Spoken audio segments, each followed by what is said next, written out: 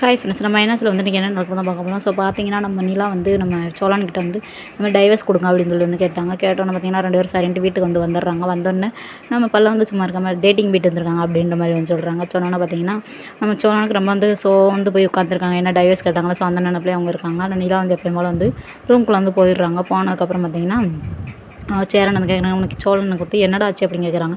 சரின்ட்டு பார்த்தீங்கன்னா நிலா வந்து அவங்க ஆஃபீஸில் வந்து யாரோ 2-3 பேர் அவங்க வீடை வந்து சர்ச் பண்ணுறதுக்காக வந்து ப்ராஜெக்ட்டுக்காக வந்து சர்ச் பண்ண வந்து வந்திருக்காங்க. ஸோ அவங்க வர்றாங்கன்னு சொன்னோன்னே நம்ம சேரன் வந்து எப்பவும் போல வீடெல்லாம் நல்லா க்ளீன் பண்ணி வச்சுருந்தாங்க. வச்சதுக்கப்புறம் பார்த்தீங்கன்னா அவங்க வந்து வந்தோன்னே அந்த பையன்கிட்ட வந்து ரொம்ப பயங்கரமாக வந்து க்ளோஸ் வந்து பேசிகிட்டு இருக்காங்க. நம்ம நிலா பேசணும் பார்த்தா நம்ம சோழனுக்கு ரொம்ப கடுப்பாகுது. உங்கள் வேலை ஏதாவது மட்டும் பாருங்கள் அப்படின்ற மாதிரி நிலா வந்து சோழனை பற்றி சொன்னோன்னே என்னோட என்னவே இப்படி சொல்கிறாங்க அப்படின்னு சொல்லிட்டு வந்து நம்ம பாண்டி எல்லாருமே சொல்கிறாங்க. பயங்கரமாக வந்து பேசிகிட்டு இருக்காங்க.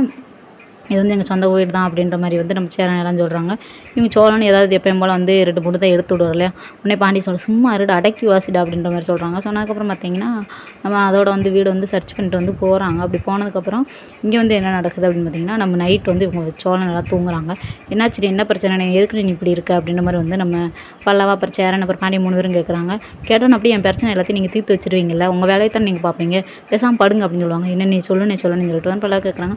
கேட்டோன்னே அவன் வந்து டைவர்ஸ் கேட்குறாடா, நான் என்ன பண்ணட்டும் அப்படின்ற மாதிரி வந்து அதனால தான் என்னை வெளியவே நீ கூட்டு போய் என்னை டைவர்ஸ் கேட்குறக்காக தான் என்னை வெளியவே கூட்டு போனா அப்படின்ற மாதிரி வந்து சொல்கிறாங்க. சொன்னோன்னே எல்லாருக்குமே ரொம்ப ஷாக்கிங் ஆகுது. ஸோ அதுக்கடுத்து வந்து என்ன செய்யறதுன்னு தெரியாமல் வந்து யோசிச்சுட்டே இருக்காங்க. ஸோ அதோட சீரியல் வந்து முடிச்சிருக்காங்க. ஸோ கேபி போய்ட்டு இந்த வீடியோ பிடிச்சிருந்துச்சுன்னா மறக்காமல் என்ன சப்ஸ்கிரைப் பண்ணி வச்சுக்கோங்க.